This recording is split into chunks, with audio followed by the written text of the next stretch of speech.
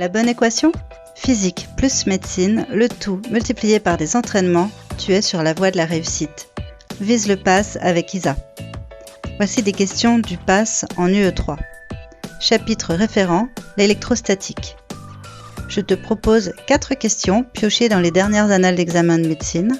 Ces exercices sont à faire sans calculatrice, si ta fac t'interdit son utilisation. Je vais les corriger dans ces conditions-là.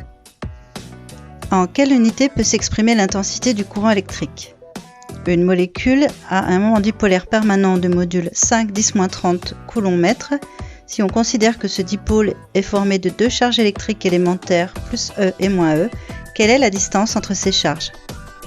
Calculer la force répulsive exprimée en newton entre 2 électrons placés dans le vide à une distance de 10 picomètres. Parmi les unités suivantes, quelle est celle qui exprime un champ électrique ? Je te conseille de mettre en pause la vidéo pour te donner le temps de la réflexion. Et dès que tu as tes propositions de réponse, appuie sur play et profite de ma correction. En quelle unité peut s'exprimer l'intensité du courant électrique ? Alors, de 2 choses l'une, soit tu connais par cœur l'unité de l'intensité électrique, l'ampère, dans son écriture USI, c'est le coulomb par seconde. Soit tu sais la retrouver grâce à une formule dans laquelle intervient l'intensité. Par exemple, I égale Q sur T, Q étant en coulomb, T étant en seconde, le rapport Q sur T donne des coulombs par seconde. La proposition D est vraie. Une molécule a un moment dipolaire permanent de module 5-10⁻30 coulomb-mètre. Si on considère que ce dipôle est formé de 2 charges électriques élémentaires plus E et moins E, quelle est la distance entre ces charges ? Alors le module du moment d'une charge moins Q vers une charge plus Q éloignée de D a pour formule M égale Q fois D. D'où la distance qui est égale au rapport M divisé par Q. Avec dans notre cas, Q qui est égal à E, c'est-à-dire la charge élémentaire, 1,6 10-19 coulombs. Nous n'avons plus qu'à faire le ratio. D est égal à 5 10⁻30 divisé par 1,6 10⁻19. Pour les calculs, nous allons simplifier les nombres. 1,6 est presque égal à 1,5, qu'il est préférable d'écrire sous sa forme fractionnaire 3/2. On se retrouve avec 5 10-30 divisé par 3/2 fois 10⁻19. Divisé par 3/2, c'est pareil que multiplié par 2 tiers.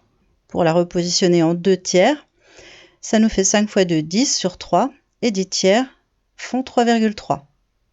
Je rassemble les puissances. 10⁻30 divisé par 10⁻19 se simplifie en 10⁻30 plus 19, d'où 10⁻11. Je te rappelle qu'un Armstrong vaut 10⁻10 mètres. En faisant la conversion au niveau des unités de mètres à Armstrong, on se retrouve avec 0,31 Armstrong, c'est-à-dire que la proposition B est vraie. Si tu as besoin d'un petit rappel sur les fractions à connaître, c'est le moment. Je te conseille de retenir par cœur les valeurs des fractions suivantes. 1/2, c'est 0,5. 1 tiers, c'est 0,33. 1 quart, c'est 0,25. 1 cinquième égale 0,2. 1 sixième, c'est la moitié d'un tiers, c'est-à-dire environ 0,16. 1 huitième, la moitié d'un quart, égale 0,125. 1 neuvième, le tiers d'un tiers, vaut environ 0,11. Et si tu peux retenir les multiples, comme 2 tiers c'est 2 fois 1 tiers, c'est-à-dire 2 fois 0,33, on est très proche de 0,7. 3 quarts, c'est 0,75. 2 cinquièmes, c'est égal à 0,4. 3 cinquièmes à 0,6. 4 cinquièmes à 0,8. Alors revenons aux questions.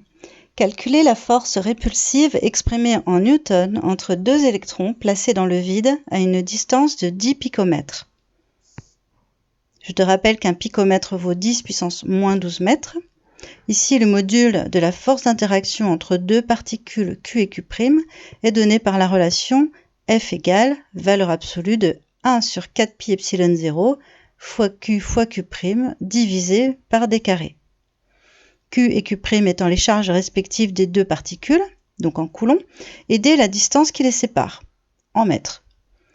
Après avoir remplacé les valeurs dans cette formule, nous allons attaquer par des arrondis.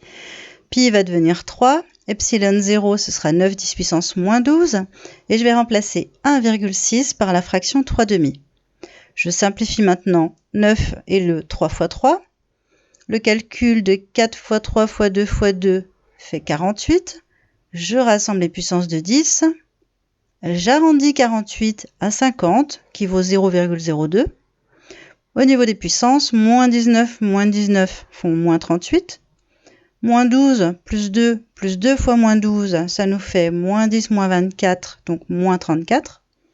Je remonte maintenant ma puissance de 10 qui était au dénominateur, et du coup je me retrouve avec moins 38 moins 34, c'est-à-dire moins 38 plus 34, donc moins 4. Le résultat final est 0,02 10 puissance moins 4, qui se simplifie en écriture scientifique à 2 10 puissance moins 6 newtons. La proposition A est vraie. Enfin, dernière question, et c'est pas la plus dure, parmi les unités suivantes, quelle est celle qui exprime un champ électrique? Alors un champ électrique, je te rappelle qu'il se note E et que son unité la plus rencontrée, la plus usitée est le volt par mètre. Si tu souhaites une unité dans le système international, tu peux t'inspirer d'une formule pour la retrouver, comme nous avons fait tout à l'heure. Par exemple, F égale QE. Donc E est égal à F sur Q. E peut donc s'exprimer en newton par coulomb. Ceci dit, le newton n'est pas une unité du système international. Nous allons réeffectuer le même travail qui consiste à retrouver une formule qui comprend une force pour connaître l'unité SI de la force. Prenons par exemple le poids, P égale mg, tout le monde la connaît bien.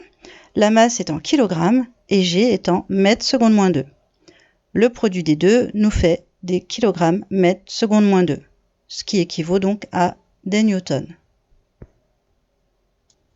Pour terminer et obtenir l'unité du champ électrique, nous allons faire le quotient de la force par la charge et nous obtenons des kilogrammes mètres seconde moins 2 coulomb moins 1.